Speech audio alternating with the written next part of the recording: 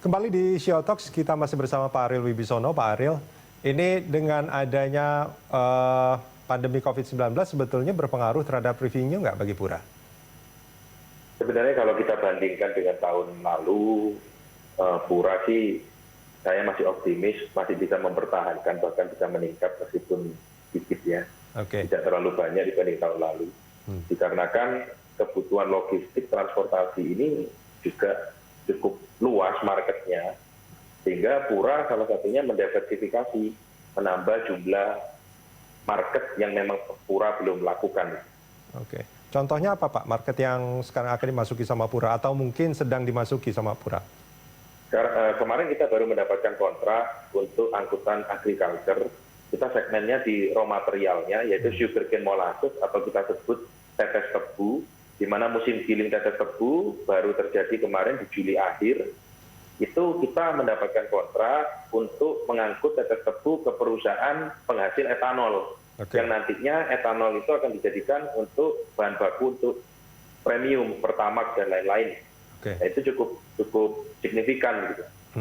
Tapi bukannya untuk logistik agriculture itu memang dari awal sebetulnya Pura sudah bermain di sana? Sebenarnya kita belum bermain di segmen agriculture karena kita mengangkut alat-alat produk-produk yang sifatnya berat dan masif. Nah, memang kita sudah membidik sebelum TBK, kita sudah membidik itu.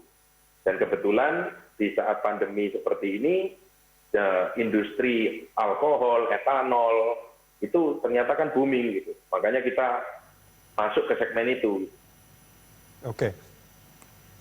Nah ini Januari kemarin, Pura juga IPO ya Pak ya? Betul. Nah IPO itu dana segarnya rencananya untuk apa saja Pak?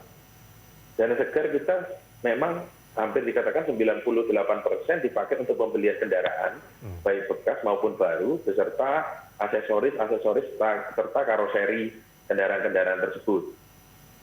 Oke, itu sampai berapa kemarin dapatnya Pak? Sekitar hampir 189 miliar ya. Oke, nah itu kan target itu dibuat sebelum adanya pandemi.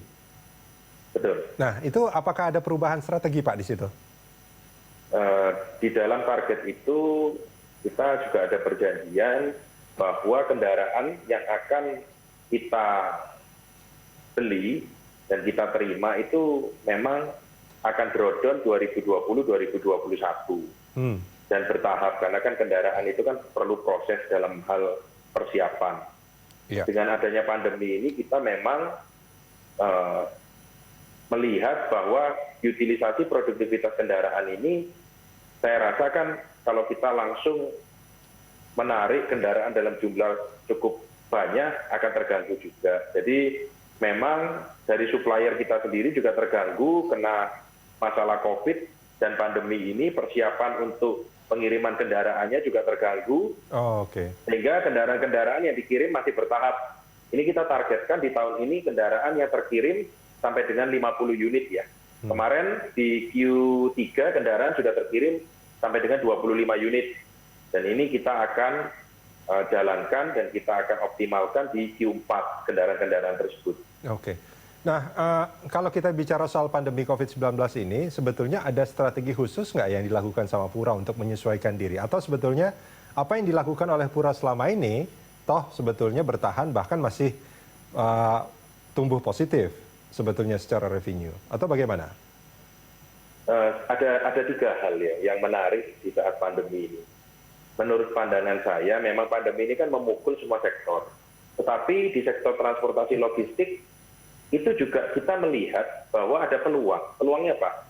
Perusahaan-perusahaan sejenis yang dirasa manajemen dan kapasitas secara perusahaan kurang baik, itu banyak yang tumbang juga. Itu menjadi ceruk pasar ini semakin besar, pemainnya semakin sedikit. Nah itu menjadi satu peluang bagi kita. Makanya kita di saat pandemi ini juga menguatkan sistem-sistem manajemen IT kita, di mana IT kita yang dulunya kita berbasis ERP sistem, itu kita kembangkan terus untuk menjadi intralogistik yang akan berkoneksi terhadap kendaraan, SDM, mitra pengemudi kita dengan back office kita. Oke. Kelebihan kita memang di sistem manajemen kita serta aset-aset kita.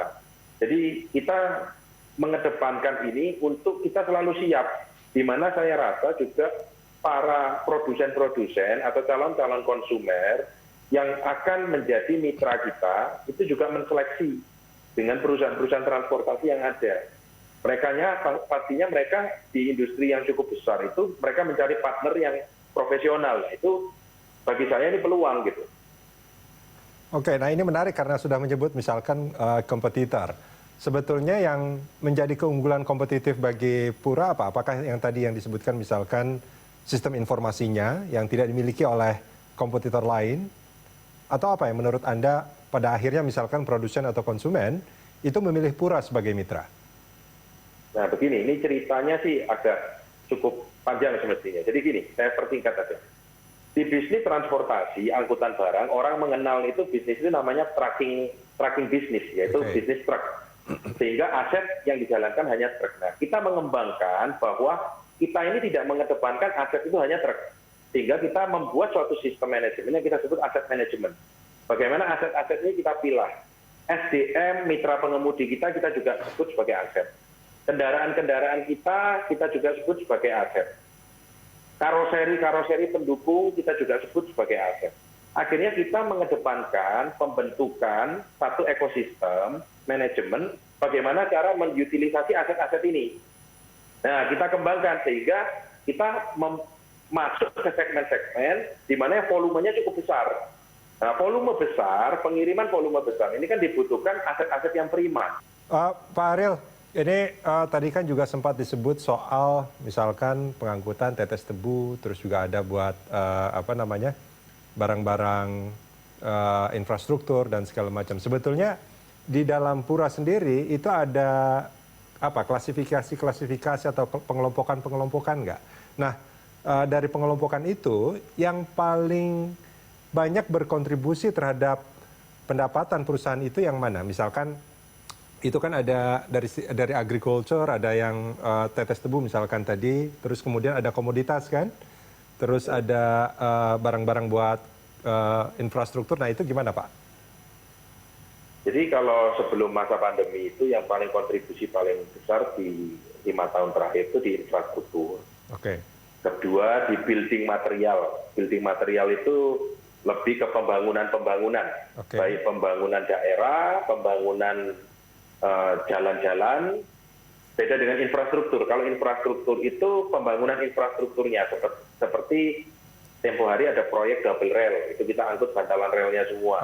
Terus pembuatan jalan tol itu kita angkut tiang lampunya, terus tiang pancangnya dan pembatas-pembatas jalannya.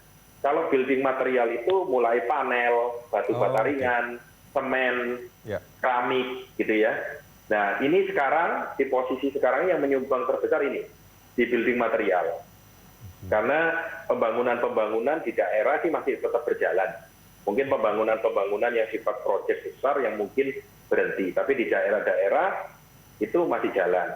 Dan ketiga yang menyumbang lagi itu di komoditas. Komoditas kita seperti pupuk, kita kembangkan ke pupuk, kita kembangkan ke beras. Nah, itu sekarang berkontribusi. Ibarat kita ngomong bahan pokok ya. Nah itu kita minyak goreng itu juga kita kedepankan itu, dan itu kontribusi sekarang nomor 2. Dan agriculture ini kita baru mulai dan cukup stabil, dan kita melihat bahwa ini kedepannya juga akan menjadi kontribusi yang cukup baik ya di masa yang akan datang. Dan kita akan lagi menunggu infrastruktur mulai lagi bergeraknya. Kapan?